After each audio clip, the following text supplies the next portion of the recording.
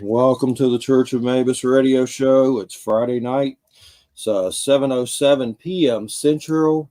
We got Jay McNicholas here with us tonight. How's it going, Jay?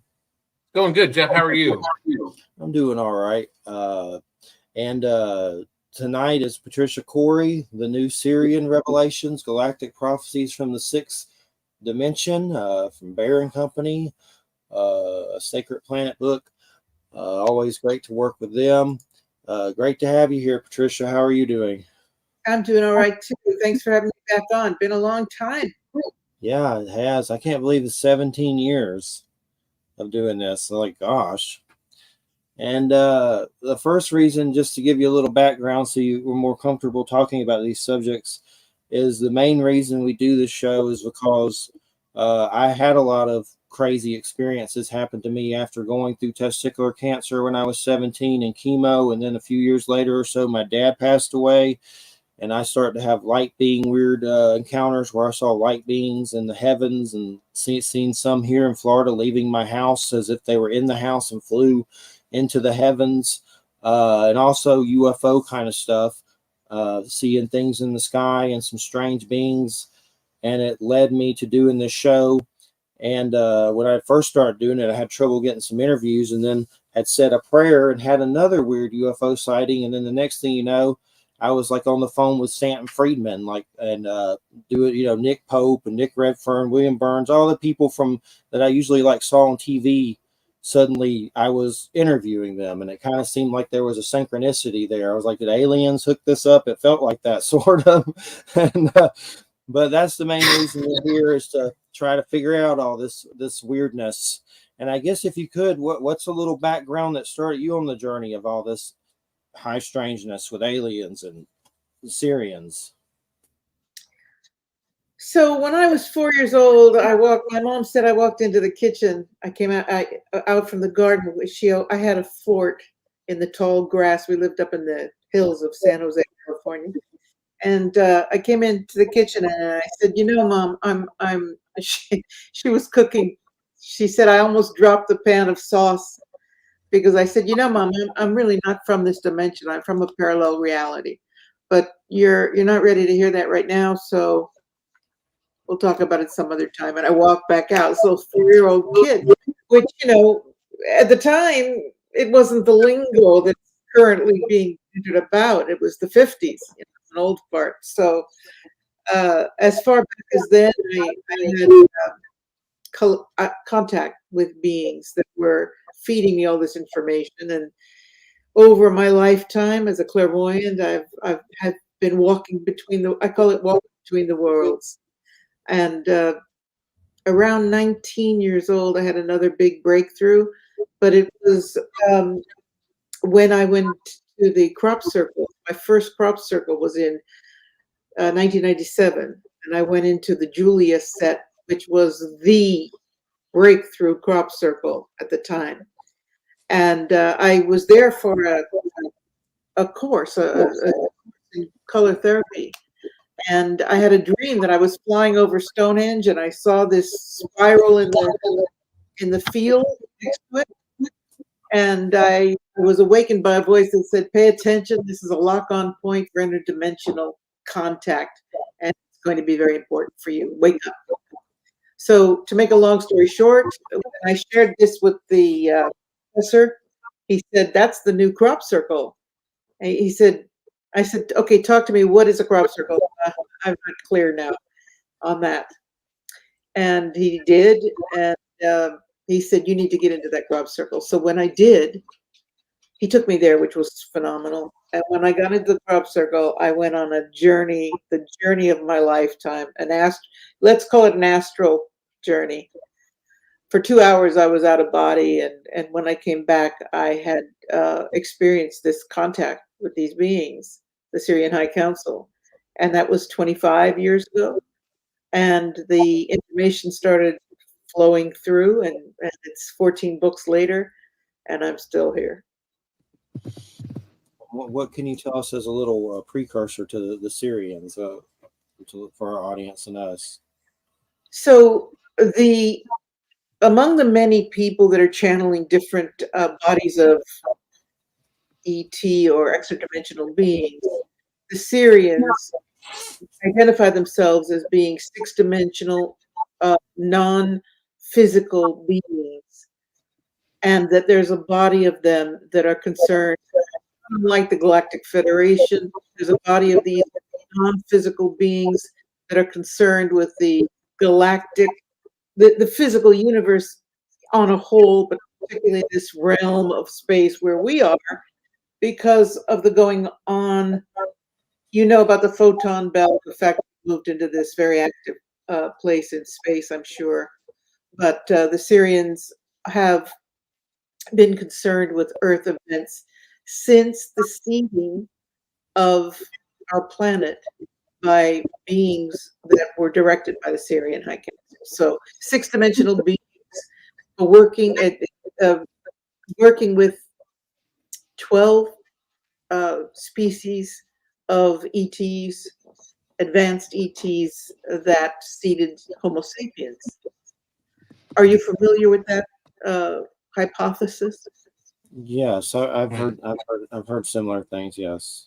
Okay, so the theory that comes through a lot of my books, and even in the new book, it always comes back to this understanding that we were seeded by these beings as 12-stranded, highly developed, highly Christed species, be nested on one of the most beautiful pieces of real estate in space, and that those 10 of those strands were disrupted when we were interfered with. It's a very long to explain, but basically, I, a short story. We were interfered with. The Anunnaki, the story of the Anunnaki, and how they interfered with the evolution of this highly evolved species is underpins a lot of the work that I bring through in my books, and a lot of the information that the Syrian High Council wants to share with humanity. so, have you visually seen them, or do you know what their appearance is? And I'm always trying to figure out who these glowing people are that I see all the time. I've heard deceased loved ones, shamanic, luminous beings, aliens, angels. I just know I saw them with my naked eye, sober, and they were glowing people. And that's what. So I'm always like trying to figure out what the heck that was. But what do we know about the Syrians, like appearance wise? I love the fact that you said sober. The Syrians are not physical forms. They're bright orb like light. They have not retained the memory of their physicality, which is, I believe, in certain stages of ascension evolution, when we leave the physical dimension, we still retain the memory of that physical form. That's why a lot of people who see spirits still see the character that this spirit held in physical reality. But the Syrians in the sixth dimension are simply light beings, just formless light. That's interesting. I saw Syrian dudes leaving my house. Yeah, it's possible. I mean, I've also had encounters, not with alien beings, but I've had craft over my house many times in my life. But the Syrians, when they're present, the whole house lights up. It's something else. And that's a lot of my experiences, where you see UFOs over the house. And I've had friends go, Jeffrey, you're attracting them here. And I've seen some other types of beings, but I don't think I've ever been like taken, like abducted. If so, I don't remember a damn thing about it at all. But as far as, there's been definitely weird stuff where it seems like they're over your house for you, not to be egotistical, or I don't go on the whole I'm the chosen one or whatever, that tirade. But I mean, I've had experience where it seems like they're there for you or someone in your house, and you see them. Well, I have a story I'll tell you. When I was living in Italy, I was in my office writing, and the computer started going up and down, and I yanked the cord out of the computer so it wouldn't blow up, and the lights in the house were going to this extreme brightness that the lamps had never exhibited, and then crashing down, back up and back down, and up and down. And I just ran outside, grabbed my dog, ran outside to the gate, which was quite far from the house, And I was watching the house because I had just bought the house and I was afraid it was going to blow. I couldn't figure out what was going on. And so I'm looking at it. So it was right out of, a sci-fi movie. I'm at the edge of my plot of land, looking at the house, going, "Oh my God, what's going to happen?" And my neighbor had a very high hedge, so I couldn't see her. And she said, "Patricia, what is it? UFO?" And I went, "What?" And she goes, "Look up." And I swear I had not been looking up. I had this protect the house vision. To make a long story short, directly over my house, there was there was more than one craft. There was haziness that was particularly over my house, over the neighborhood, I would imagine, and the colored lights, close encounter of the third kind situation. What's important about this story is the next day we heard that the man that was in the other side of my property, my other neighbor, his television blew up. What was happening? He went to jail. He went to the hospital because he had fragments of glass in. Oh.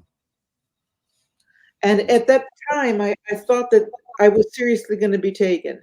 I really did. In fact, I remember thinking, are they going to let me bring the dog? Which is kind of a bad statement for my boyfriend, because I didn't think, are they going to let me bring the boyfriend? I was thinking, they're going to let me take my dog? Seriously thought a little something was going to happen where a door was going to open and I was going to be able to enter the craft. And it's, it's an interesting question, because I love to have this conversation with ET people. It's like, would you go or not?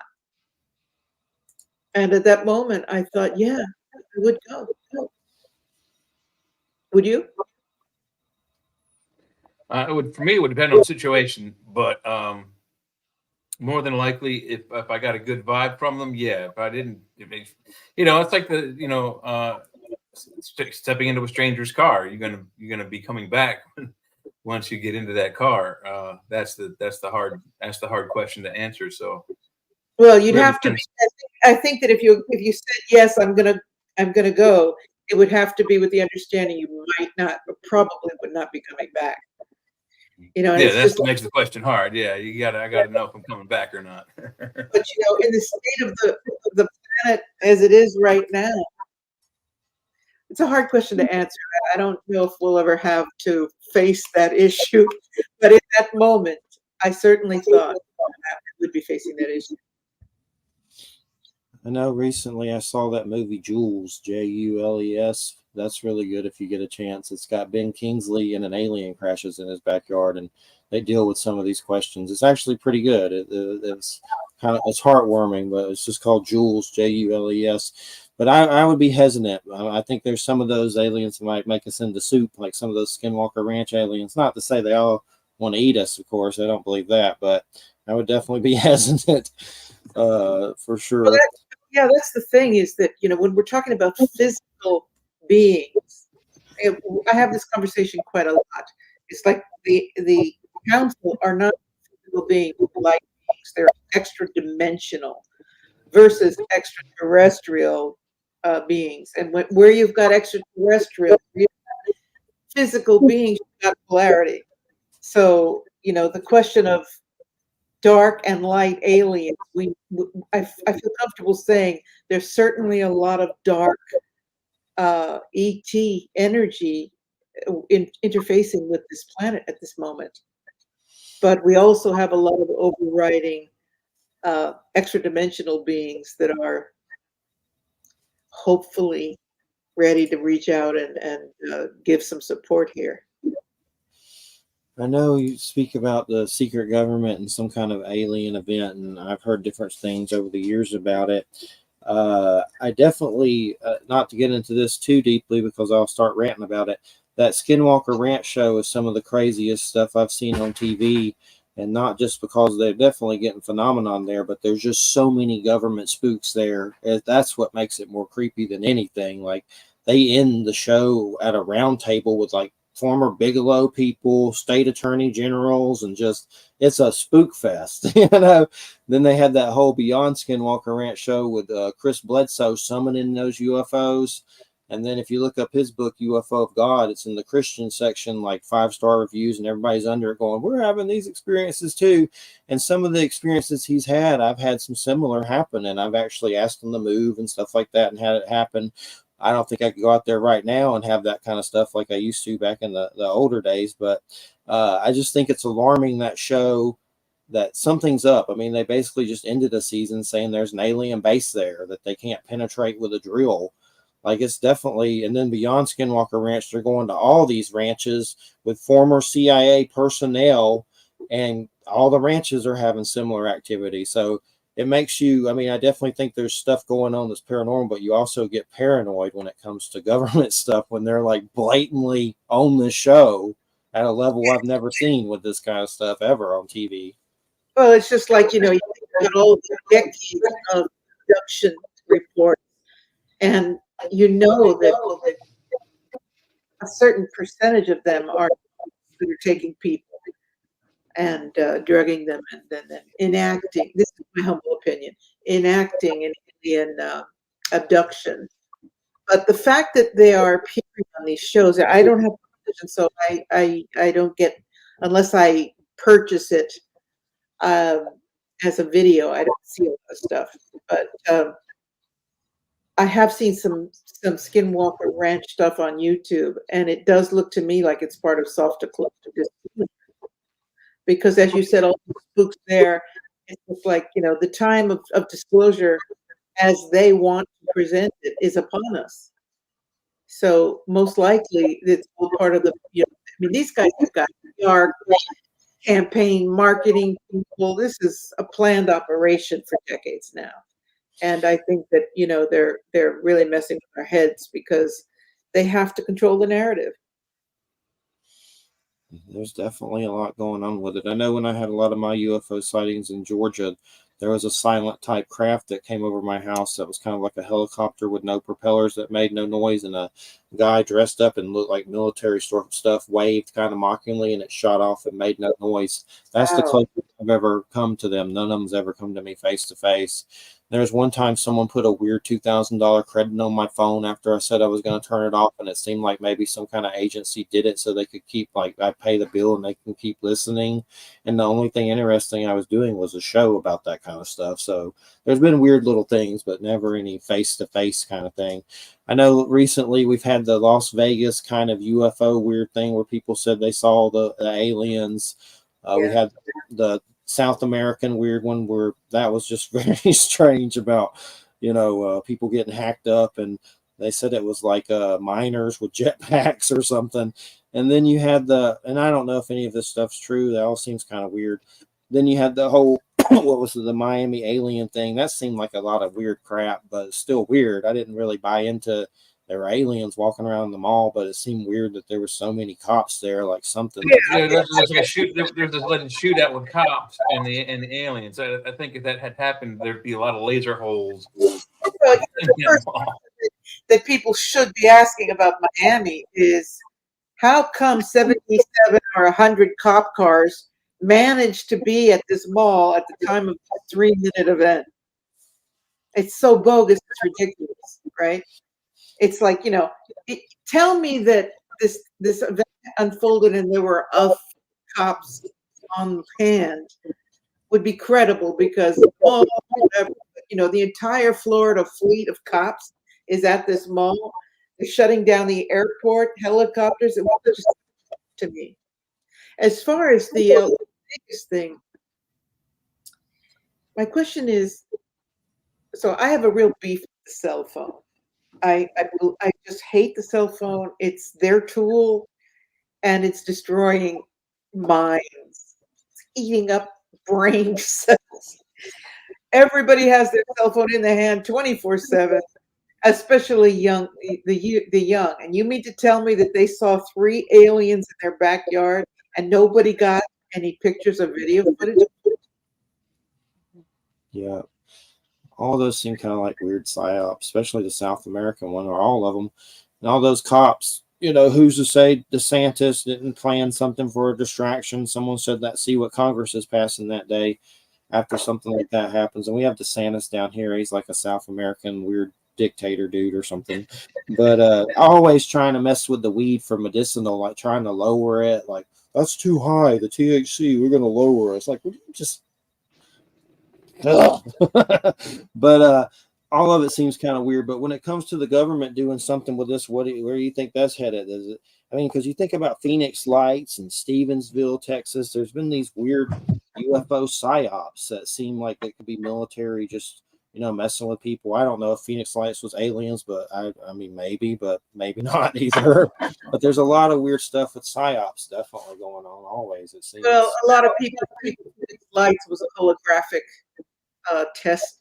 I don't know about Phoenix Lights. It certainly looked convincing to me, but the obvious question here is the technology they have now is so absurd. They can project. We can see somebody talking and believe that it's the person talking. They have the ability now to completely alter the audio and even the video of a human being or anything else. My approach is at the moment is just trust nothing. Trust nothing that you see. And what I ask is, in the case of media, what am I being shown and what am I supposed to be feeling? And I think that we are being shown that a definite soft disclosure. They're getting ready for the big one. And my question is, I've been having this conversation with people like you. It's, if they can control disclosure, if they can create a false event, what if they create, instead of an invasion of evil alien attack on Washington D.C., what if they create a friendly ET landing, the likes of Captain Kirk on a good day, right? Won't have the same polarizing effect as one that's, I mean, even Reagan said it several times. If there was some sort of external threat to the planet, we would unite. And whether that external threat is an anonymous rock that's been floating through space that's going to hit the Earth, or it's an invading force from another galaxy or another even another universe, it won't have the same polarizing effect as a violent effect. A good event likely would have the exact opposite effect, and people would not believe it. But an event where they're coming here to hurt us or take our planet from us, yeah, everybody's going to get behind that. And, right. And now you have global governing. But what if the good event is a fake good event, and this so-called, let's say that a couple of ETs step off a craft, very human-like with their masks on, and present conditions. In other words, Captain Kirk, let's use this as a metaphor, comes out of a craft and says, we're here to help you. We've come to prepare the human race to enter the Galactic Federation. There are going to be some rules and some things you're going to have to do. And we're going to be working with governments in order to help prepare the population for this evolution. You get my point? If they can control this, if it's a false flag fake out, I would rather see an attack situation so that we know what we're dealing with versus a hypothetically friendly ET arrival that may not be friendly. Yeah, I don't think a good false flag event is going to polarize the people into getting behind one idea or concept. So if you want to get towards global governments, global currencies, and global rule, you have to be able to rally the people behind one concept. And right now we can't do that. That's why we have conflict in Ukraine and Russia and Israel and Gaza Strip and Hezbollah and Hamas and all that. The false flag event, they've been talking about that for a long time. I'm not convinced that's going to happen. I'm not convinced it's going to work. And then they're also talking about disclosure. I've been investigating this since I was 11 years old, and they've been every half decade they say, well, we're going to tell you guys something, and then they release 5 pages of paperwork with 3 visible lines on it. I'm not convinced that any of this is anything near partial or full disclosure. The entities involved in this planet have been involved in this planet for hundreds of thousands of years. We're not certain how long. Zechariah Sitchin says 450,000 years. Some researchers say millions of years. Some even may indicate that at least the solar system we're in was also even created by a particular race of creatures, and that goes back 4.5 billion years. So we don't have the full story. I think a good bit, almost all of the story, is either well compartmentalized throughout the U.S. government, and only certain people know the whole story. But I'll bet the bulk of the information is underneath the Vatican in their secret archives. I bet you if you're able to get down in there and without restriction go through every book and piece of paper they have in their secret archive, I bet you $5 you get 99% of the story, that what happened to this planet in the past. We'd probably find out what happened to the asteroid belt, which was once a planet and is now gone. I think we'd have clarity on at least the war in heaven, which is also called the war between heaven and earth, or the war between heaven and hell. And people think, oh, hell is like the place where the devil hangs out. I think hell is earth. I think earth is the place where, if you follow at least the Norse mythos, hell is the realm of Hel, Thor's sister, who is she's basically the god of those people who died not in battle. So people who died of natural causes, or people who had a heart attack or what have you, walking down the street, hit by a horse, died of their injuries. Hell is where those entities go, and I think that's what Earth is, because hell is an actual one of the 9. I think one of the actual 9 realms they talk about in as far as the places in the Norse mythos is Asgard, Midgard, that's here, etc., and so forth. So that's just my take on the whole disclosure thing. I don't think we're going to find anything new or exciting out that we haven't known for the last 70 years already. Those congressional hearings have been pretty interesting. Very interesting, but I don't feel confident anything's going to come good out of it. I mean, when you've got people in Congress talking about alien beings, it just seems like it's ramping up to the point where it's not going to slip back into the background, but we'll see. You'll see that there's going to be some event that they're going to push on the news that's going to take those congressional hearings. And you're already beginning to see it. Those congressional hearings we're still talking about it because that's what we're interested in. That's what we research. But, Joe the plumber out there across the street from me who's watching, WWE wrestling, if you heard about it at all, he probably doesn't care anymore. It's been that long. You remember in V, the series, did y'all see that with the reptilians come down dressed in red? It was on NBC, and they made figures for it, and they came down. It was like, I forget, in the 80s, wasn't it? And yeah, it was the 80s, mid-80s, 83, 84, or something. I was in high school. Was a friendly approach. We're your friends. Yay, V for the visitors. And then next thing you know, they're herding us up and turning us into soup. Okay. But that V series is actually pretty good. It had Robert Englund was a reptilian in it.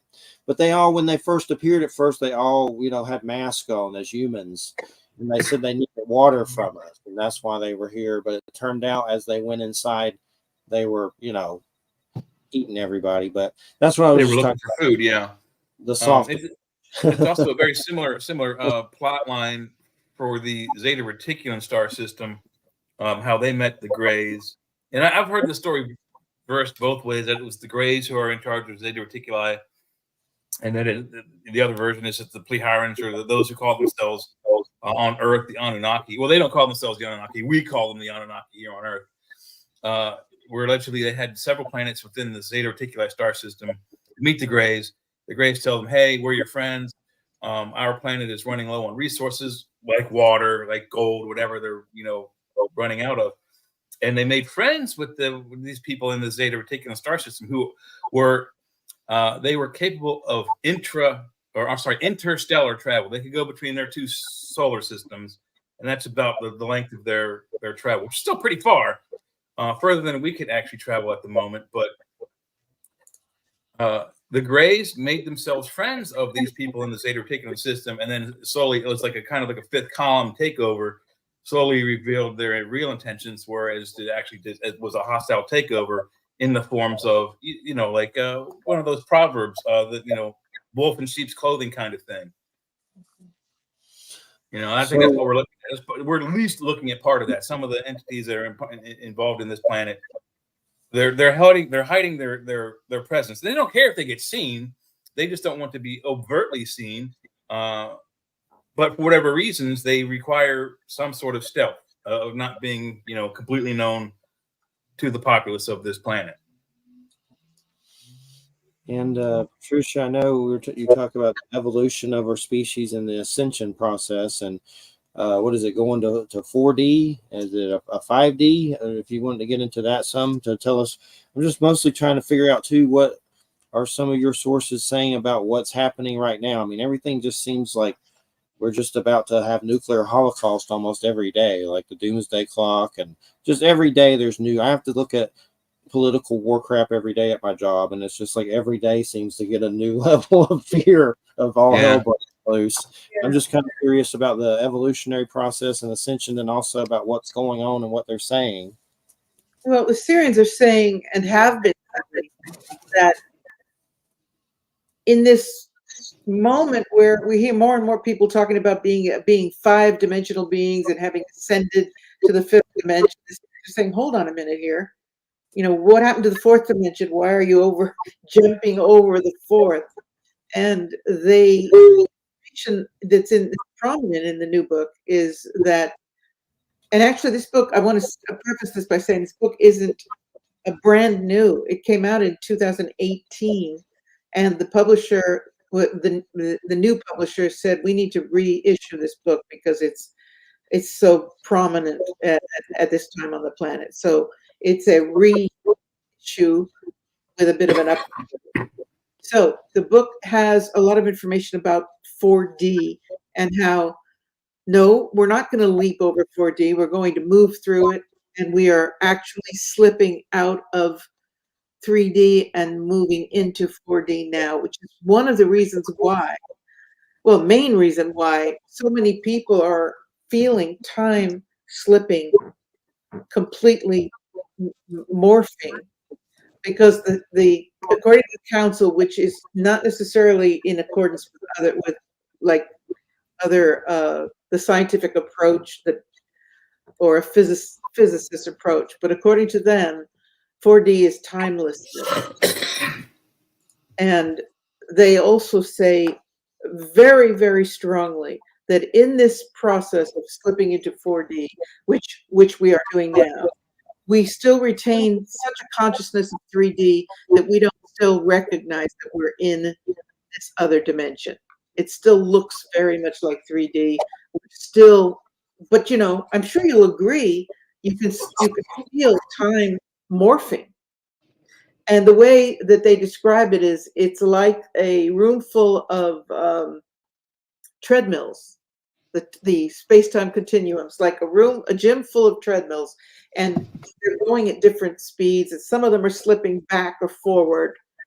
And you're walking on this treadmill, and you look at the guy next to you, and he's going backward. And it's because the space-time continuum is starting to go into a disruptive aspect in our consciousness as we move away from 3D structure and time and the illusion of time, and move forward into 4D timelessness. And they also say, and this is probably an interesting thing for discussion here, is that in 4D, we face the karma of the entire civilization of all time on this planet. So not only do we face our own karma in 4D, and the Sirians say your karma will be in front of you, your shadow will be in front of you, not behind you. And you will be faced with your karma front and center. And the karma, the collective karma of all civilization on this planet. And I think that may very much be one of the reasons why everything is blowing up all over in every level. Every level of our society, civilization is blowing up. It's disruption of all the paradigms, all of the structures, convention, you name it, it's all unraveling. So yeah, it's a it's a very interesting time to be alive, I'll tell you that. Definitely. Yeah, and the way you described how the universe is, like as far as the timeline and time space continuum with the treadmills, I have to agree with you. And using your example, you use Star Trek. I use Star Trek all the time as an example on the show, but there's a show called Sliders, which was very good. John Rhys Davis was in it, and did that John, was it O'Connor? I don't know. Anyway, what happens is these hapless travelers. The scientist in the show, played by John Rhys Davies, invents this device where they can travel between dimensional Earths, but they get stuck. They can't really focus where they want to go. It's not like, getting in the car and driving from your home to Walmart, getting whatever you need and then coming back. They're randomly going to different planets, and then every once in a while they'll come back to their origin planet. But they encountered Earths that are 1930s. They encountered Earths that were, 200 years in advance, like, Star Trek level advance. But the Earth, when they get to them, it's still the same year. It's just the level of advance is different because of the dimension that they go to. And I thought that was a really neat concept. It's the same year on a different Earth in a different dimension within this galaxy, universe, whatever you want to call it thing. But they're 1,000 years, in the past. They're cavemen still, or they're 1,000 years in the future, and they've left the planet and they've conquered thousands of different planets. Neat concept, and I wish that's true. But right now, for us, it's just theory. It's on paper only, but I believe it to be true. Well, what's really exciting about this moment is that we are more and more people are thinking in multidimensional terminology, multidimensional experience. The fact that we can even have a discussion of parallel Earths at simultaneous time. It's not necessarily good for some kind of intellectuals here. It's because we're mutating from, rather mundane lives. I mean, as a healer and a counselor for people, 20 years ago, what I was hearing mostly from people was, I need help in my relationship. I have problems with my job. Now people are coming to me with questions like, I want to understand the meaning of life. I'm trying to understand if I'm from a star traveler. It's very interesting to see how we are evolving in spite of the insanity of our big world or the outer world. We are evolving to issues that are much more profound, that have to do with our existence and the rising multidimensional awareness of the human race. No, obviously not the entire race, but many more people are awake, and that's very exciting. And we are asking questions that are bigger, much bigger than they were 20 years ago. What was your opinion on the perception of 5D? And I know a lot of people, I guess, say they are that. I don't for sure. I would think 5D would be floating out of here, right? I mean, what's your perception on that? Jeffrey, you and I have a very similar perception about a lot of things. It's delightful to hear you say things. I don't want to criticize or offend anyone. But my question to the 5D people is, if you're in 5D, why are you still in 3D? Why are you still using the computer to talk to me? Why are you typing into a box? I don't understand the idea that you've evolved into another dimension, but you're still operating as a human being. So obviously these people mean that they have spiritually ascended to a new consciousness. But my understanding of dimensions is the what's the word I want? The dissolution of matter, of material density, so that the higher if you want to call it higher, dimension that you reach, the less matter density you coalesce. Does that make sense? Yes. And I know in your book there's a chapter about so goes the reptilian reign of Terra. Is that just basically the reptilians? I mean, Sorry, you're frozen. Uh-oh. Can you hear me? Everyone Looks just like- froze. Am I frozen? No, Patricia? am I frozen? Patricia's frozen. I'm not frozen. Patricia's frozen, but And she froze out. I thought she thinks she was saying I was frozen, then she froze. But there she goes. She's back. You were both frozen. Maybe Okay, we're back. Maybe some internet trouble. What can you tell us about reptilian reign of terror? The reptilians really, I don't think they're all bad, because that's kind of like genocidal. Oh, I disagree. Every reptilian's bad. There's got to be a few. There's even one in Buddhist that helps like the Buddha with the heads and stuff, so it don't rain on him. So I'm not going to say they're all bad. That seems like genocidal, like Hitler speak or something. So The way, here's how I see it, Jeffrey. There's two distinct, different species of them. I think the reptilians that we are encountering now may have left this planet a few million years ago, possibly an evolved species of dinosaur that became sentient, hominid shaped, and then entered the galaxy and is now coming back. But I think they left some of their civilization behind, and there are some tales of an underground civilization of reptilians on Earth, or rather under Earth. I would not be surprised if that group of reptilians joined us in a fight against the external threat of reptilians who are traveling to us from Draco constellation. But that's how I look at it. Dr. Tori, and I know he pisses off a lot of people, but he said there's some good golden ones that are from Draco or something. Who knows? I'd like to think that, every Bigfoot's not evil. I'd like to think, every reptilian's not. I could be wrong. Yeah, but it could be one of those things like, we hate the Russian government, but we like the Russian people. Maybe the Draco reptilian people who are in charge, the nobility, the ruling class, whatever you want to call them, the government, they are the ones I think to fear. Maybe they're civilians and citizens aren't. But if their government is that aggressive and, they're here to, basically take over our planet and steal our stuff.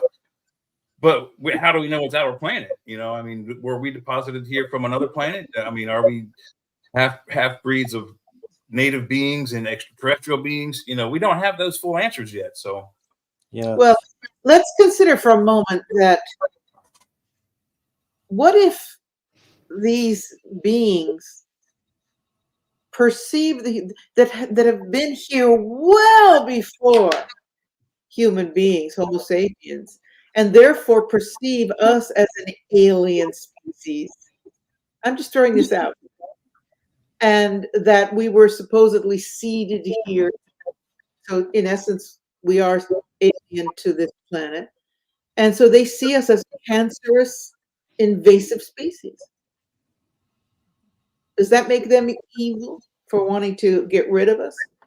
It's a philosophical question I'm asking here. Not if it's not their planet. No, if it's not their planet, they have no dog in the fight. What if it is their planet and it's not That's our the thing. planet? We don't know. This planet is 4.5 billion years old. We can't discount the fact that there may be multiple civilizations that developed on this planet, left by some means, either through extraterrestrial help or developing their own space travel, and may at some point want to come back to their home. We don't know.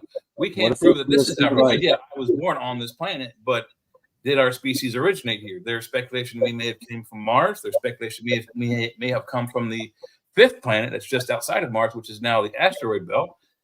We don't, like I said, we don't have the full information. Once we get that information, then we have better answers. But at the way things are going right now, it looks, with the evidence that I've gathered over the time, we're not native to the planet. And the only reason why I say that is if you look at all other mammals, except for like the hybrid ones, like chihuahuas that are hairless, and the hairless cats and the hairless dogs, every native mammal on this planet is covered at least 90% by fur, thick fur. to keep them from being burned by the sun. We have none of that. We have a little bit of hair in our heads. We can grow beards, some of the males, and we have, depending on your genetics, you either have very hairy arms or not very hairy arms, which exposes our skin to the sun. Hey, so that indicates we may not be from this planet. What if they put us here like chickens? To like eat us later, like just throw us here, like this could be their microwave. This could be where they raise us and get. No, you could be absolutely. This could be the fattening farm where they raise us up. They heat us up with an incubating sun, and they feed us all kinds of delicious foods and things that are addictive, like sugar and cocaine. You know, how do you control the population? You control the things they love: marijuana, beer, nicotine, and sugar. Sugar you can buy anywhere without having to show up an ID. But everything else you have to show an ID for. Cigarettes, beer, and marijuana you have to buy at the dispensaries that sell those things with an identification. It's always interesting. I know there's that guy from Reptoids, I forget his name.com or something, about thinking about a planet that had dinosaurs where they didn't all get wiped out, or some think they survived here and could have evolved. But imagine another planet where they could have existed and they didn't get wiped out, and what would they turn into? Probably Reptoids, land of the lost. There are several stories throughout the UFO community over the years I've encountered. One of them is a pretty famous one where a guy was taken from Earth in an abduction story where he wasn't, he didn't encounter lost time. So in other words, I don't think they messed with his memory. However, they took him to a planet that was in the dinosaur stage. And he swears by God, it was definitely a different planetary system because it had either more planets than our system or less planets. I don't know how he knows for sure, but he was fairly convinced by what they showed him was a living planet of dinosaurs. And then later on in the 70s, there was a story that some of the ETs that had been visiting places like Area S4 and secret bases like Area 51, they brought footage of our planet during the dinosaur stages to show us what our dinosaurs looked like before they were wiped out by various means that sometimes were done by the UFOs themselves. So fairly cool stories. I think that we need to be very careful that we don't get so hung up in the Star Wars mentality that we see everything as a Star War battle, galactic battle between species. Or I don't know that we'll be able to evolve into a civilization really prepared for complete immersion into a more galactic existence. We have the battle, constant battle, and so we're juxtapositioning ourselves now into the battle, from the battle of war everywhere all the time to now the potential of war, the galactic constant Star Wars scenario. And I just think we need to start thinking a little bit more galactically, as far as, first of all, are we ascending into higher dimensions? And will that even be relevant as far as physical beings fighting for territory? And if not, if we're just going to be moving from one physical reality to another, does that look like another planet? I mean, I don't know. I just think that we've been fed so much Star Wars information that we need to be careful that we don't get caught up in the drama of it. What is Sirian simultaneous time, and how do we activate that or stay within those realms? Well, according to the Sirians, that's what this is, moving into the fourth dimension. I'm having a lot of things occur to me that don't make sense at all. They're not psychic events. They're not clairvoyant experiences. They're not deja vu. It's time slipping a lot. And a lot of people are reporting this. And I've mentioned a couple of these in the book. I feel that we are still mentally not prepared to even perceive what it would be like to have no time, to be in nowness. How in the hell would that look? But if you think about it, time is disappearing. Do you not have this? Seems like it's going by fast. Man, Yeah, last year went by so quick. This year is going by just as quick. I mean, we're already at the second month. I mean, it seems like just yesterday it was 2023, literally. I mean, yeah, it just seems like a breath away from when we were hearing about when 2024 comes, and this is going to happen. And it's like, poof, we're here. It's already February 2024. Where did January go? It's bizarre. And this is simultaneous. The idea that we're moving into a timelessness, which is, like I said, because we're creatures of time, it's very hard to perceive of this, and yet it's being shown to us every day. I live on an island, like I told you before we got on the air, in the middle of the Atlantic Ocean. It's called the Azores. It's Atlantis, and it's a farming island. A lot of farmers here, and even the farmers here who are in one with the earth and sea, and the cattle, a lot of cattle, dairy farming here. They tell me the animals are acting differently. The time is off. They can't get their handle on why. Are you there? Yeah, I'm here. Okay. Why he must have turned his camera off. the mornings are different. Everything seems to be shifting. And even the farmers, and these are grounded people, right? They're not, metaphysicians. They're noticing a shift in the time.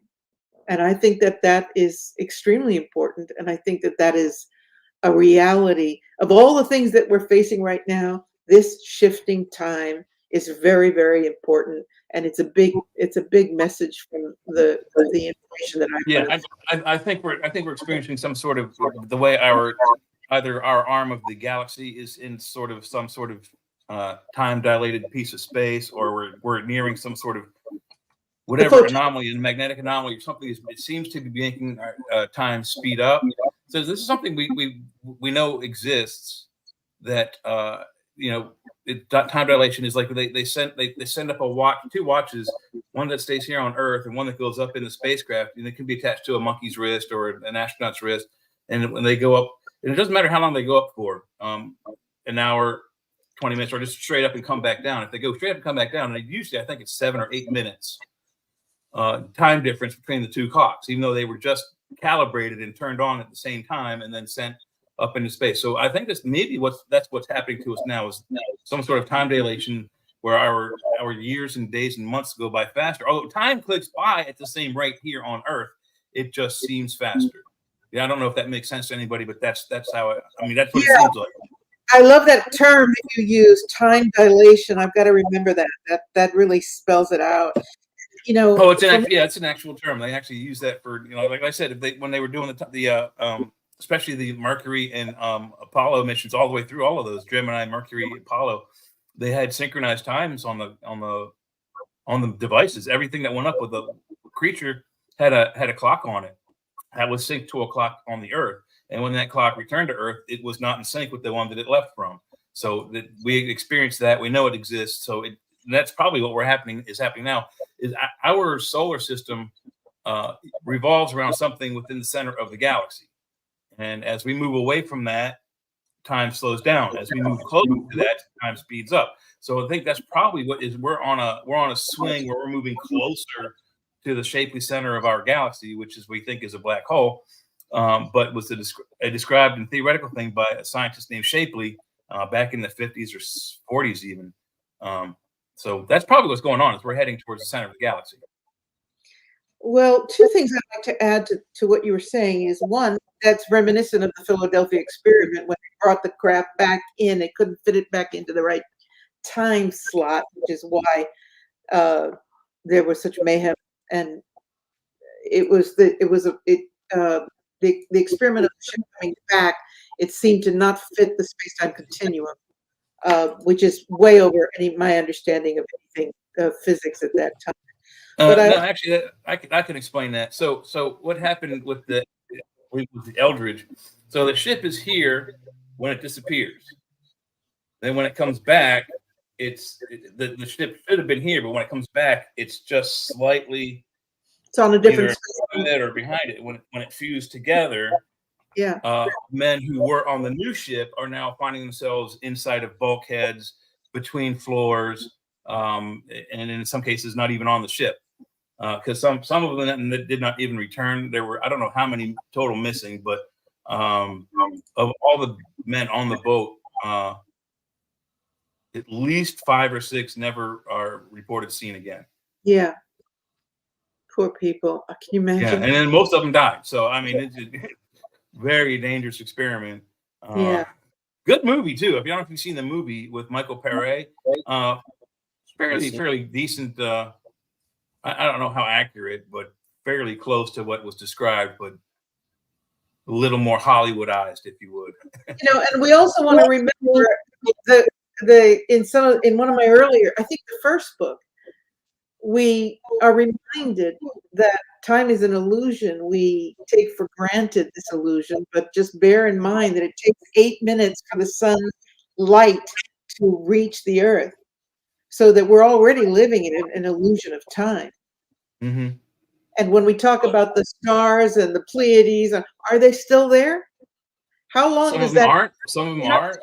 We could be looking at some of the data coming from that light we collect with our telescopes and other sensors and data collectors. We might see an advanced civilization that's on par with ours, in 22nd century level technology. And then we get there and they're either all gone, dead, destroyed, or they're so far advanced that they're like, flick us off their back like a flea would like a dog would off of its back. So it's so tough to describe some of the stuff to normal people, because most people's brains cannot fathom the lengths and distances and time frames going from star to star, even our galaxy alone. The amount of energy is needed to go from here to there. Not that they're not available. We know that it's possible, but most people's brains cannot fathom that kind of distance. I mean, like you tell someone about a mile and they have their concept of it, but when you stand that same person up on a platform where you can see out 1 mile and you ask them to pick where the mile point is, none of them will get it right. Not one single person will get the mile.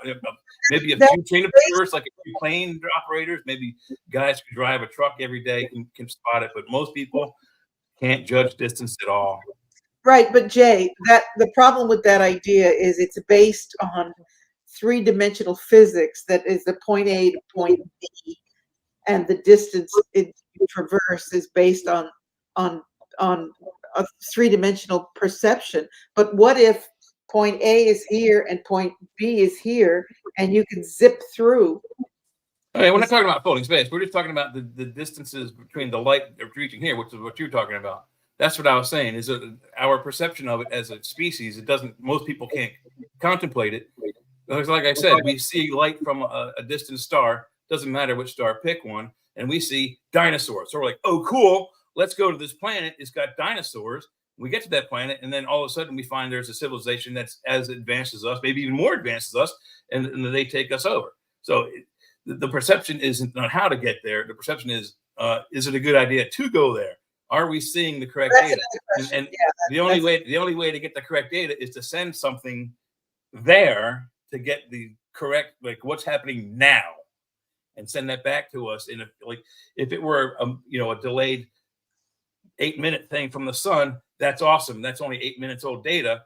That's helpful. But when the data is billions of years old, it's nonsense. It's worthless to you. It doesn't make sense. Way to get to it. Yeah, I mean, by the time you do get to that data, it's already gone. That's the thing. That's what I'm saying. So whatever you see on a star that you want to go investigate, by the time you get there, it's already gone. Even if we did have interstellar travel, faster than light travel, which is allegedly we do, you're talking about going to places that who was it that said it? Was it Stephen Hawking? Not Stephen Hawking. The guy that just recently passed away. Yeah, Stephen Hawking. He said that it may not be a good idea for us to go looking for extraterrestrial intelligence. He says that we may find something that we don't recognize as intelligent life, but that is some sort of artificial intelligence that when we do discover it would be like the example he used was us versus the Indians of North America when the Europeans came across and conquered the North American continent. For us, It didn't go so good for the Indians, but in that example, the Indians didn't come looking for us, right? We went looking for these intelligences, and it may not be such a good idea. We may find intelligences that find us repulsive and want to destroy us. We may find others that want to conquer us and use us as food, as Jeffrey said, or we could find that it's extra-dimensional beings that are coming back to get some sort of minerals or devices they don't have in their dimensions to fix whatever problems they've got going on. So there are so many. The ball of twine is so thick that I don't know if any of us will ever get to the bottom of any of this. I don't know if disclosure is even a possible thing. There's so many different twists and turns and paths to these stories. Well, like I said, I believe this has been about raising consciousness, and I've had experiences with positive beings that seem to help me get interviews with people that I'd never thought I'd interview, like back in the day. And even sometimes now I can say a prayer and get help like that. So there's definitely something there. It's about raising consciousness. So I don't try to get too into the fear stuff, but I think that's a part of it. I mean, I've interviewed Travis Walton, and he's with Thomas Reed a long time ago, and asked about fear. And Travis Walton has said that if you take away the fear, it'd be a walk in the park. It wouldn't be so horrible.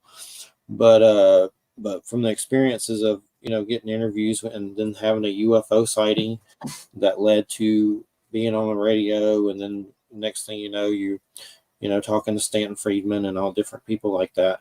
There's definitely something here that has our best interest. That's why I like the Conversations with God, Neil Donald Walsh stuff so much. It seems like he's talking to some kind of positive something that seems more comfortable to get to know God-wise than some of the stuff we see in religion, that's for sure.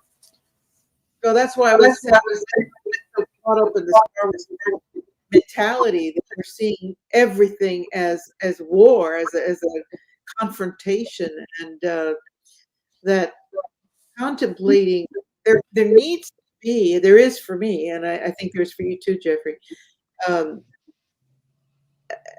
a curiosity that is primordial of, wow, we will probably have this realization, this materialization in our lifetimes.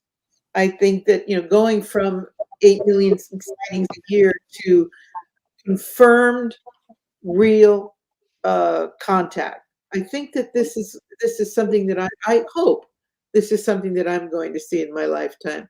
And it could be bad, but it could also be, who knows what it awaits us. I do believe, and it's my experience, that we have beings from other realms that are trying to oversee and assist the human race. And I also want to say, Jeffrey, another thing that you said that is also my experience is being able to contact craft and have them interact with me. So I have proof, because I was in Egypt one year. I had 50 people on my trip, and I had reserved. I used to do trips like Egypt by Night, where I'd go to all the temples and get them opened for us at 4 a.m. So we were the only ones there. It was extraordinary. And we were at the Hatshepsut temple at 4 a.m. with 50 people. And I had a private ceremony. We had guards with submachine guns, the whole bit, because that's where they had the so-called terrorist attack. And I've got the people on the top floor, and I was leading a meditation, and I said, stop, open your eyes and look up. And this light went on in the sky, and it started to move across the horizon. And somebody said, oh my God, what is that? And a few people said, it's the space station. I go, I had no space station. And this thing did a 90-degree turn, and it continued on. I go, that's craft, baby. Let's send it love. And they started to dance and do circles. It was, because 50 people experienced it together, it was something else. And when it got to the other side of the horizon, we were jumping around. Everybody was all excited. And I go, they're not done yet. Bing, another light on. Starts doing these 90-degree maneuvers. across the horizon. And so that playfulness, that interaction with human consciousness, for me was a very exciting thing. And I think that we may be just looking toward an extraordinary experience. I also think that there could very well be ETs that are going to battle it out, good and dark, and have nothing, not even touch us. But we got plenty of information on that too. There's the famous, is it 1516 or 1615, 16, somewhere in that time frame in Europe, somewhere between the 15 and 1600s. There's a woodcut of something that happened, I believe, over Austria, and they have like various different symbols in the air, circles and squares and plus signs and X's, with various different things going this way and that way of a battle in, just above the city. And there's several different art pieces like that of I'm not familiar dueling with that. overhead objects. But they're very similar to the stories that you get in the Indian texts, Mahabharata and other such things of like floating cities sending beams of energy at each other and devastating entire cities on the ground at the same time. And of course, we have the modern day information of craft that hover over our silos and deactivate weaponry. Yeah. So in some cases activate, some cases deactivate. In what usually happened in the Cold War, the 80s and 90s, and 60s, 70s, 80s, 90s, Russian equipment generally turned on, aiming itself at American targets, and American operational equipment usually went non-operational, and sometimes at the same time. So like their missiles are getting ready to launch, and our missiles are getting shut off, and both sides are going, what the next word is. Robert Fallis on. He's got a whole book about that, and he's still like enlisted, I think, or was, and when he wrote it or something, that was kind of. And they're still doing it. I mean, it still happens on our weapon systems we have today. We have weapon systems that aren't public knowledge right now, that they're all over the country, all over the planet, that we are in control of, that no one knows about. That same thing is happening to those same systems. We have no way to stop it, no control over it. I wish they would turn off the weather wars. I mean, as far as weapons go, I think that the most powerful weapon they've is the manipulation of our weather systems. Also because they don't understand how fragile this Earth. Well, I don't think the Earth. Oh no, they absolutely do. Allegedly, the CIA has a gun that is either seismic or sonic in nature. I think somehow it's a subsonic device that our ears can't hear. Probably dogs could, I would imagine, but it allegedly somehow is able to create fissures in the plate of whatever they're shooting it at, so they can create localized earthquakes. Oh yeah, look at. They can crumble buildings if they focus it above the ground. They can crumble a building within a few moments, just by using this thing. And allegedly, this came out of technology that I think my father might have been involved in. I can't say, it's just speculation. He didn't speak about it, but the Navy, which my dad was a contractor for, when he was active with them, had all kinds of stuff going on, 80s and 90s, with some sort of weapon being used underwater that was beaching whales, dolphins, and other, let's just say, sonically gifted mammals. I talk about that in my books as well, the towers. And I actually have one book called Before We Leave You, Messages from the Great Whales and the Dolphin Beings, that goes into great length of their telling us what exactly is being perpetrated on them. And they're ramping it up. They're putting in many more towers now underneath the sea. And I also believe there are a lot of colonies of ETs under the water. Oh yeah, there are several species of aliens underneath the oceans. There's at least 4 on Antarctica. There's probably about a dozen on the moon, but only a few of them are actually active. Most of them are scared to death of the really big powerhouses like the reptilians and the Zeta Reticulans and so forth. I'm not entirely convinced that this planet is 100% under our control. I don't think it ever has been. I think that's the illusion. I think once that illusion is wiped clean, that's the new era. Well, that'll be the new era once we realize or find out that the possibility that we are and have always been under the control of an alien government that is centered somewhere else in the galaxy. That I think one thing, if that is true, that's going to shock more people than it won't. And I don't think that has anything to do with religion. I think that's going to shock just everybody, whether you're religious or not. Just the fact that, oh my God, we've been under the control of aliens for hundreds of thousands of years without our knowledge. That kind of feeds into the Lynn Kasten thing, and I'm not sure I agree with all that, but basically that the Nazis had a reptilian type situation, and yes, and they still remain in control of this day in weird ways. And he gets into it in a lot of deeper ways, but I think there's something to it. I don't know for sure. It is alleged by me and other people that the United States is actually the Fourth Reich of Germany. That, you know, particularly with the importation of all those gentlemen from the Operation Paperclip, where we expunged their war criminal records, not war records, criminal war records these guys had. I'm sure that if everyone knew what Werner von Braun did, he was one of the inner circle. I mean, he hung out with Hitler a lot of the time. He's part of the final solution. People don't realize this. He didn't develop the chemicals that they killed millions of people with, but he developed the jets and ovens and other means to concentrate these gases so they were more effective in killing these millions of people they killed. He is no innocent person by any means, and he got us on the moon. I know there was one thing I was going to say a long time ago. I had a dream where I woke up and there was a UFO taking dolphins out of the ocean, and the dolphins seemed like they were happy about it, like singing. And I woke up like, "What the hell is that?" That's a weird one. That's a proposition that was brought up in Star Trek IV, Voyage Home, where they go backwards in time and bring whales forward in time. I just love that. You know, it's a great. They had to do a funny, lighthearted movie because the movie before that they just killed Spock, so you know, and brought him back to life. So, they had to do a funny one. Such a heavy movie when they killed. Here where I am, we have the most variety of cetacean species on the planet because of migratory route, of the location of the islands and the purity to a certain extent of the waters here. And several people have seen craft jet out of the water here.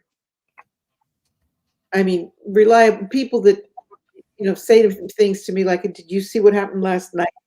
And, you know, it's people that don't know each other having a similar experience. Very interesting.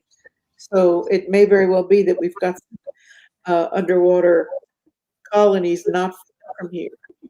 Yeah, there's speculation that the octopus and many of its species are not from this planet, somehow seeded from another section of the galaxy, and or perhaps even another galaxy, or even another universe. Who knows? There's no telling. My favorite example of life at the bottom of the sea is the Trieste the Trieste experiment. Have you ever heard about that? No. In 1957, 1958, several scientists, including Jacques Cousteau, who is a renowned marine biologist, by the way. Several scientists, and not just marine biologists, but engineers, submarine designers, just all kinds of scientists got together on this bath escape project, which they named the Trieste. The submarine they built was called the Trieste, and they speculated that they're going to find something at the bottom of the ocean. Half of the scientists said, "No, there's no way. We're not going to find anything. The water's there's too much pressure. There's no light. There's no warmth. We'll find nothing. It's just death." And then the other guys said, "Well, we'll find something, bacteria, maybe a virus or two. We're going to find something down there." When they get down there, what do you think they found? Octopus. No, close. They found a bony fish that was very similar to, if not an offshoot of, a sole or a flounder. A flat, one-sided fish. The eyes are on one side of its body. The other side is like white and flat, but all the organs are on this side. they found one of those, and it kicked up so much silt that they could no longer see enough to navigate in this chasm. They decided to end the trip early. But from that example, that experience, 1958 is when that thing went down at the bottom of the Marianas Trench, found this bony fish, 8 miles underwater at the bottom of the ocean. It opened up a whole new realm of science. And we now know of, and I don't think we even had speculation of these creatures back then, but we now know of extremophiles, which creatures at the bottom of the ocean would be considered, being that it's almost impossible to live down there by most scientific standards. Most of the waters down there are poisonous. The pressures are so great that most craft are crushed by the water pressure. There is no light, so most creatures have to create their own. There's no warmth, so most creatures have to hang out near volcanic vents, which produce poison. So there are creatures down there that eat poison. It's just an amazing environment that you wouldn't expect to be there. And then people can't believe that there's no life, and people expect us to believe, or they don't believe there's life out in the universe. You show them pictures of these creatures that we're finding at the bottom of our own oceans, and they're like, "Oh, wow, that's so cool. What do you think about aliens?" "Oh, they don't exist." Those are the people that you hit in the back of the head with a 2x4 because you're pulling out. We're at a time frame when every day they're pulling out, most of the time, a dead creature, but a new species of fish almost every day from the bottom of our oceans with these experiments, with these deep water, surveys. It's amazing. Hey, Patricia, does the Sirians ever say anything about cryptids or Bigfoot or anything about those type, like their heritage origins or anything? That would be interesting to know. Let me think. I know you also get into alien bases and stuff, and I know we talked a little bit about Bigfoot and Dogman, but I didn't know if they ever brought up anything like that. No, You always hear stories about hybrids and Zeus and making chimeras and all that weird stuff. no, I mean because they're extra dimensional beings. They do talk a lot about extra dimensional beings and astral beings, and there's a lot of they're concerned about CERN and the fact of what they're bringing to CERN. I'm very concerned about CERN, which is a pun. I think that a lot of critics are coming through CERN, interdimensional beings, and they do all those rituals there, those dark rituals. Have you seen them? I've seen videos and stuff about it and things like that. And they talk, representatives of CERN have said that they're trying to bring something through from another dimension. So, eye on CERN. What are they exactly doing there? And why isn't the human race rebelling against it? I'm definitely up to something. One of my weirdest being encounters, I saw 3 cloaked beings in the woods with a friend, and they were small, kind of looked like Jawas from Star Wars, but skinnier. You couldn't see their face, but there was a little black box in front of them, and a cat jumped towards them, and they vanished. And we had been partying and stuff, so we were definitely doing stuff. But we both saw it, and we saw the cat jump towards them and vanish. And I know when I saw those, I know there's controversy about Stephen Greer and stuff, but I know when I saw those little bitty aliens that were little, I was like, is that what was in the woods that day? Like little bitty. What happened to the cat? Remember that? Yeah, you don't know what to tell us that. It got hit by a car or something like Very that. next day, right? It was a little bit after. That's creepy. Yeah. But it jumped towards them and they vanished. I'll tell you what, there's all these people nowadays that are camping or tiny homing or motor vanning in the woods. And I'm thinking, between the maniacs and the austere conditions and the potential for all these bizarre interdimensional beings, because I think of what I think it was you that said, Jeffrey, that they could be interdimensional. I think it's a very possible thing that they are not simply physical beings. I do think that the hundreds of thousands of Bigfoot sightings are worth examining with seriousness. And I also think that, yes, there are plenty of animals that could be bears that are appearing to be Bigfoot, but I just, there have been so many reports of people that have seen light and craft and then seen these creatures. So I don't know. I have a There, understanding about this. there is a creature in the there's several books. One that comes out of the Russian camp, one that comes out of the American camp. The American camp book is reproduced in a project called the Blue Planet Project book, which has allegedly a description of some 80 or 90 member races of the Galactic Federation in this area. And one of those member species is, and I can't remember the name of it, I'd have to look it up on Google there. One of those species is very Chewbacca-like, a tall, hairy creature, but of super intelligence. Like if you were to watch Star Wars the first time, your first impression of Chewbacca is going to be, oh, he's just a dog. He's not. He's actually a very capable engineer, mechanic, and pilot. So very tech-savvy creature, but looks like something you'd see in a zoo, right? And that's what I think. That's what the confusion is here, because and the most recent videos or the descriptions of Bigfoot disappearing or having some sort of energy cloak or stepping into a portal and or being associated with a flying saucer are very, very recent, and I think are more of a description of this creature that is a space traveling super intelligent creature versus our I think Australopithecus, or probably in America would be Gigantopithecus creature, which is Bigfoot. And I've seen that creature up close and personal. It is 100% right off the human track. It is not. It's not a ghost, ghoul, goblin, or invisible creature that can travel through dimensions. It is flesh and blood, real as you and I.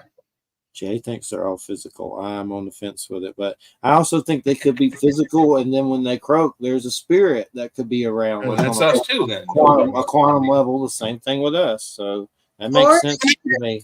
Or there could be, like Jay is saying, there could be this other. There's so much potential for everything to exist and coexist. We try to be the Nephilim of the Bible. You know, there's no telling. We don't know. That there are interdimensional creatures that are drawn to the energy of Bigfoot, that appear near or with them, that aren't necessarily the same. I mean, anything's possible. This is, we're in the twilight zone of reality at the moment. So, but as we see the veil lifting, we definitely can feel this shift on this planet. The veil is lifting, and the CERN and other operations like that are doing their damnedest to make sure there's a slip through of the astral and other dimensional realities. So, we're in no man's land here, and anything is possible. I think we need to keep our minds really open to the possibility that we can't categorize everything anymore, because anything is possible. When you've got the scientists at CERN saying that they're trying to bring through something from another dimension, you need to listen. Yeah. We had a guy named Will Murray on that. He was involved with Marvel and made some comic Squirrel Girl. But he's also a remote viewer, and that Beyond Skinwalker Ranch had him in an exercise where he was getting all these remote viewers to look at it, and they didn't use it or something for some reason, but he was on the show talking about that. So they're definitely up to weirdness with all that for sure, bringing in remote viewers and stuff. I haven't seen this show Beyond Skinwalker Ranch. What's going on there? Well, there's the show, The Secret of Skinwalker Ranch, which is, you're familiar with that one, right? At least. And Beyond Skinwalker Ranch is like a spinoff of that show where they go to all these other ranches and similar stuff is happening. And then they're like, these two guys used to work with the CIA. They're our investigators. Like, it's weird like that. Like, they even had that Chris Bledsoe that summons the UFOs, and he has that book, UFO of God, on Amazon that's about him summoning UFOs. And he's there doing it with these two CIA spooks and Colonel John Alexander. and he makes them appear in the sky, and you can see the CIA dude's eyes get like saucers, and then they bring in like a neurologist and hook a thing to his head to see how he, acts when he's doing it. Like it's basically the same History Channel show. It's just like a spinoff, but they're going to different ranches. Bradshaw, there's a bunch of different ones. It's good, but it's creepy because of the government. Like, I mean, they literally have Colonel John Alexander there, like with this dude summoning UFOs. That's creepy in itself. That So is it's really creepy. Mamma mia. Wherever the government is involved, trust nothing.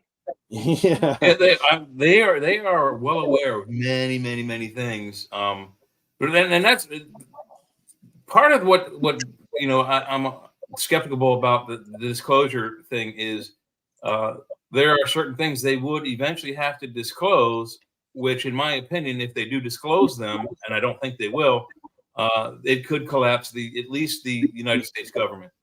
Because I do believe we have somehow, with one of our presidents, or several perhaps presidents, pre and post of the one who's alleged to have done this, entered into an exopolitical treaty with beings from another solar system, which would, and it not having gone through Congress, would be illegal.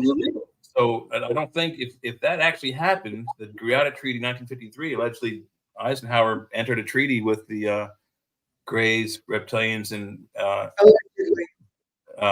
insectoid alien species into an exopolitical treaty, and which would be illegal, and especially as it said that he did it as president-elect. He hadn't even been sworn in yet, so even more taboo.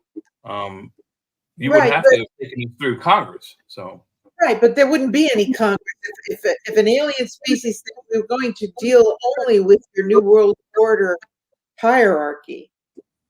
Well, there wasn't such a thing then. But what I'm saying is they won't disclose this fact because it was done illegally according to the Constitution of the United States. If Eisenhower actually entered into a treaty with alien beings from another solar system without going through Congress, it would be an illegal act. If he did it as president-elect, he couldn't even do it.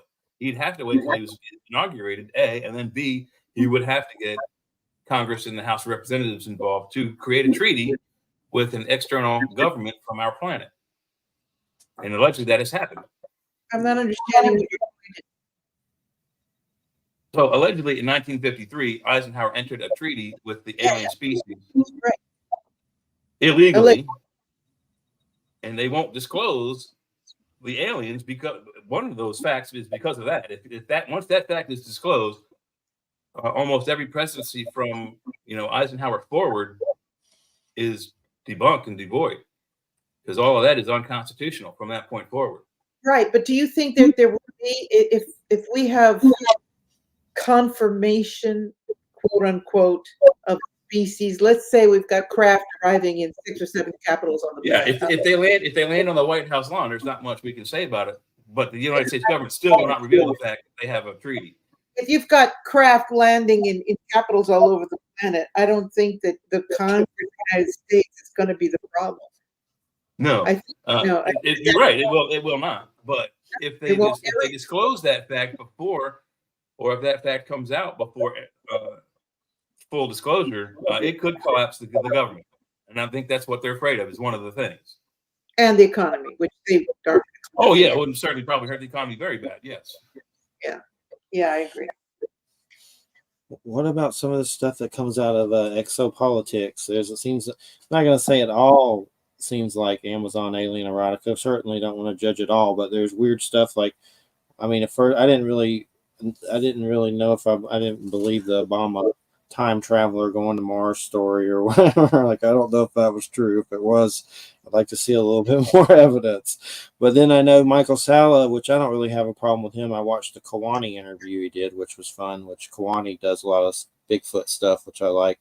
But he has some guy that he brings on all the time named JP that claims he's coming down to Florida in some special ops group and meeting with ant people and getting like weird tree of life seeds from them and weird stuff. It's pretty weird. So it's just hard to, when you hear different things. I've heard the Eisenhower thing. I've had Laura on a million years ago. But it's just hard to know what to believe anymore. I mean, that could be true. Maybe there is a special ops dude meeting with ant people down here, but I don't know. I'm just not going to buy it hook, line, and sinker. Like. Well, the ant people that you talked about by the Hopi as well. I mean, so that's not very surprising. They talk about the ant people all the time in their just wish there was culture, more, both past and present. He don't have any evidence, but he does like 10 shows, like, and he's meeting with these ant people. It's like, gotta be some kind of evidence, something. Sorry, I'm having trouble understanding what you're saying. He's meeting with ant people. Yeah. Ants, like ant people, like I guess the Hopi had some ant people or some crap like that. But it's Michael Fowler. His name's JP. In the Southwest have those stories of ant-like people. Yeah. But okay. Yeah, like ant people. They're like humanoid insects, like standing, like on walking, talking insects, But I'm just saying. Anyway, but these are these people's, legitimate, cultural stories. They swear behind. So Jay doesn't believe Bigfoot's ethereal, but he believes in there's insect ant people. I don't believe it. I expect it to be fact, to be honest with you. I mean, there's something to it, but I don't know if a dude's like going down and meeting with ant people in Florida, in Miami, at the mall. No, I'm just kidding. He might be a kook. I don't know. I've never met the dude. Maybe, but I would just like to see a little. That's part of the problem with this subject is there are and have been a lot of kooks. I mean, look at the interviews of the 50s. Listen, look at the people they interview in the 50s. They're absolute nutcases. We have a real problem identifying kooks at this point because we are experiencing things like interdimensional beings that are coming out of CERN. What they're telling us they're doing. So hello, right? We're trying to bring something through from another dimension. They're doing it. Yeah. And so, like, as a psychic, I can tell you, I'm a clairvoyant. I'm very clairaudient. So when I hear somebody say over here, and I look, in the old days, in fact, even now, if there were any institutions, they'd lock me up because I hear voices, right? Mm-hmm. And so, now that there's this merging of dimensions and this breakdown of the structural realm of physics that is our 3D realm, with things like God only knows what else they're doing, but with things like CERN, where they're pulling in, I think they're bringing in demonic energy, to be honest with you. Well, they might be trying to bring in some sort of, X element, some extreme element that's maybe extra dimensional in quality or something like that, which might be a bad idea. We know for a fact they've proven, Star Trek, we'll use that example again, had the ship was controlled by antimatter, a device where a type of matter is introduced with a type of antimatter, and it creates the energy that runs the ship. All of the lights are run by this power, the phasers and whatnots, and it travels through space and time with this device. It's not entirely unimaginable that if they were to do that and bring something back from another dimension, perhaps an antimatter piece of fissionable matter, Europe could explode. Like the whole peninsula and it's gone. They could destroy the whole planet. It's not a good idea.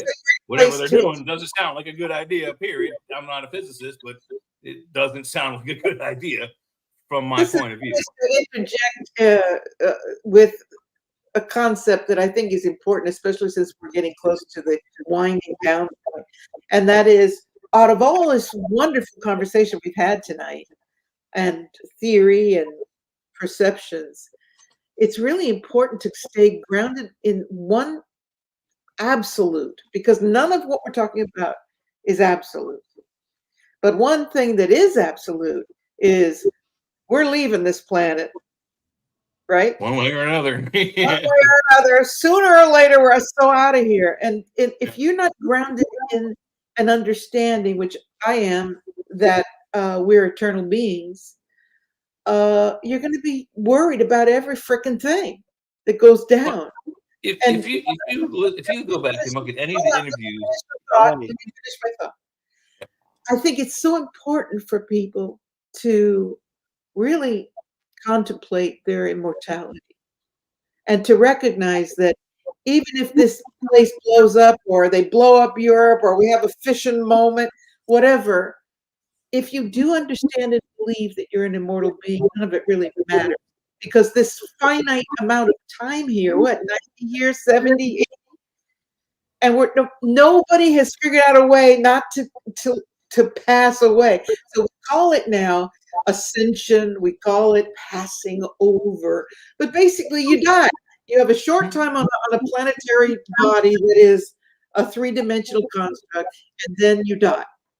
And if you don't have a spiritual perception of the meaning of reality in your life, that's a very frightening thing because you're always in a state of angst about when that moment is coming. But if you do, which I do, thank God, and it's not a religious, thank God, but it's not a religious understanding. I truly believe that we're souls in transit. We're here for a while, and the next stop is going to hopefully be a higher vibratory frequency. And we probably cycle through here several times until we get it right. I totally agree on that. Totally agree. I really believe that. I like that you say that people should remain grounded, especially within their immortality. I think that might also be another reason why disclosure is another 10, 15, 30, 50, 100 years away. Once we do become, at least locally within our solar system, daily travel, like you can go to the Mars, to the moon, to any planet within a couple hours. Anyone who leaves the planet, even if they've looked through a telescope, I think once they get off the planet and get to the point where they can see Earth and the moon as an entity together, once your eyes see that vastness of space and what's beyond it, then I think everyone will have a better idea of what their immortality is and how, like you said, unspecial. Everyone should be special. Yeah, I mean, it's great to feel special, but the amount of people on this planet, there are so few that are exceptional people on the planet. And those people we see on the news for a fleeting moment, 20, 30 years, and they die, just like you said. So it's kind of a vicious cycle. But I think getting daily space travel, that is going to be highly, highly, it's going to ruin a lot of people's minds. I mean, it's a lot of people who are, even if they're not interested in space travel, just want to get out on a vacation and just see what everyone else is talking about. It could blow people's minds seeing the whole planet, all of Earth, all of the moon, or being on, say, Jupiter and being able to see the moon and the Earth. It's only just a speck of light. May make it won't be. Yeah, it won't be until we can get out there and get to those different places, like a moon of Jupiter, or go stand on Pluto and then look back on the Earth. Where's the Earth? You can't find it. You need that app. Where's the Earth? Oh, it's a little pinprick dot right over there. That's when the revelation will come. I don't think before then, and that's part of the problem. Is it's till we have disclosure in daily space travel, people's groundedness and their immortality is going to be only what they can perceive, and that's here on Earth. That's a small vision. And we got about 10 minutes. I always ask if we're like tadpole sperms from the sun, and the sun's like a big frog.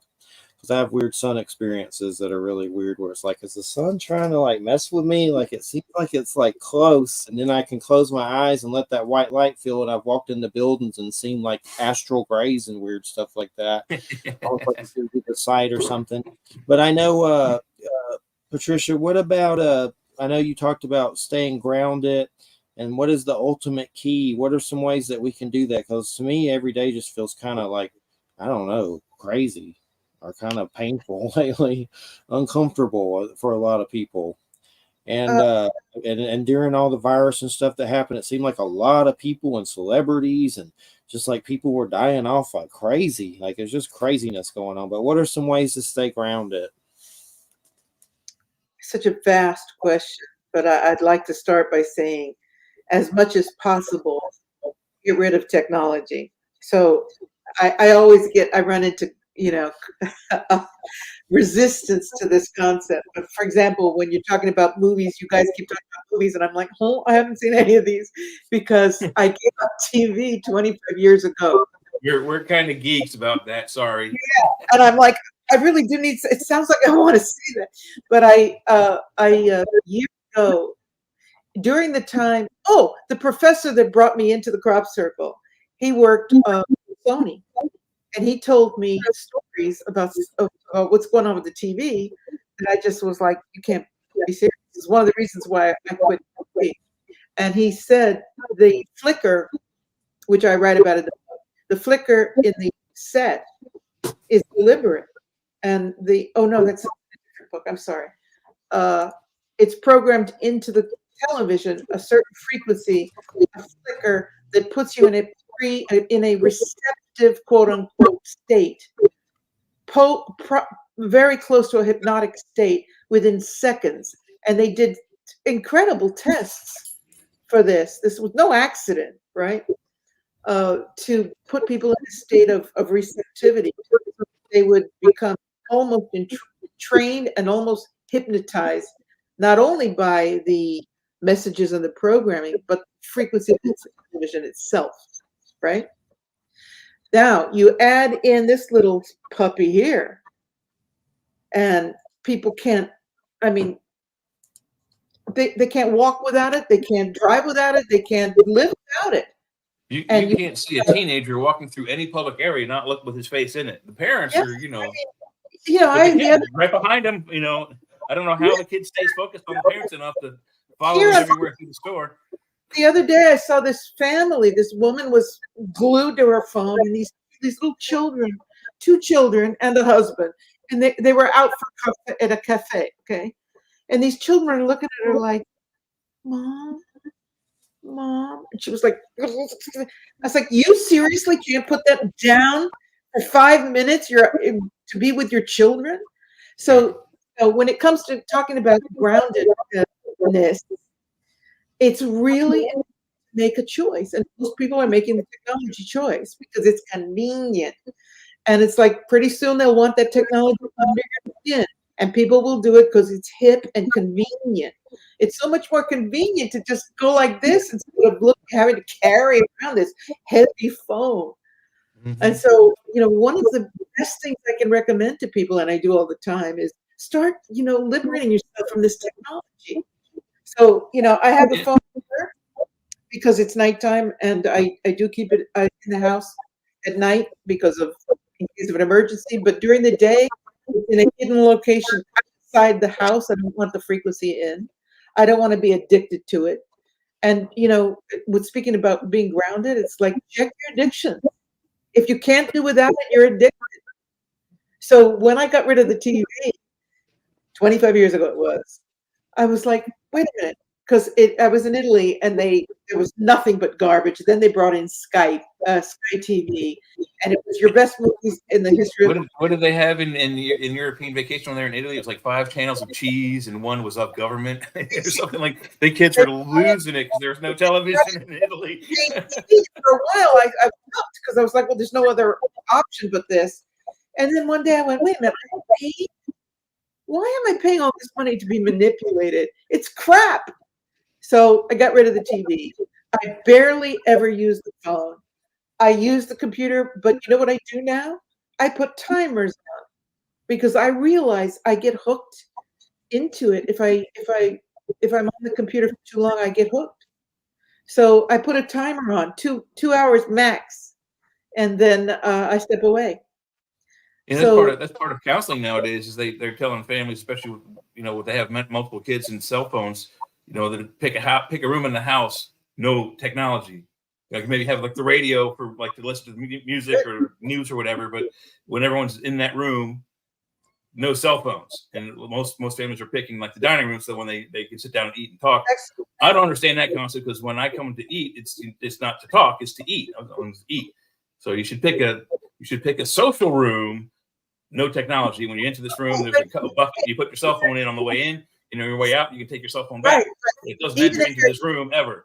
If you're eating like this, yeah, Right? At least if you don't want to talk, at least eat and enjoy the food and be one to experience the food. That's Thank grounding. God most teenagers don't realize how lucky they have it. That's, early cell phones were not salad proof. Now they are. You can drop salad dressing on them and they won't spark in your hand and explode.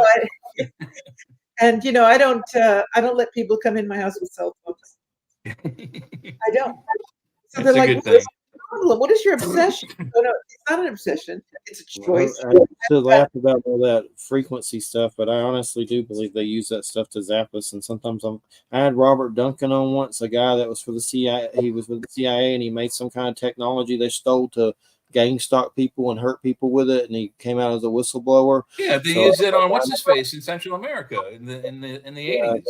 Weird. They disperse people in Iraq with it. They do all kinds of stuff with it, but I think they can do phones. Tracking your, people say, "Well, I've got my phone turned off," and I'm going, "You're on drugs. Your phone is pinging every cell tower in every zone that you go."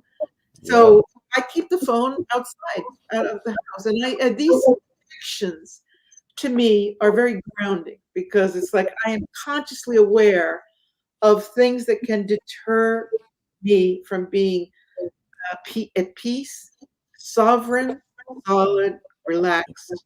I have all these shungite pyramids all over the house to deter and disperse some of the energies that are coming in. And these kinds of things are all grounding. My fiance Christina always has weird hand breakouts around her phone, like her hands will break out and weird stuff and weird reactions to it and things like that. Well, Patricia, it's been great. Let's see. The book is The New Sirian Revelations, Galactic Prophecies from the Sixth Dimension by Patricia Cori. It's been great. We've loved it. Thanks so much. What's your site or any parting words? Important words. Don't take it too seriously. It's only life. Come on, lighten up, people. Those are my words. I mean, you would expect something a little more spiritually oriented, but I think that it's really important to have a sense of humor here and just remember what I said.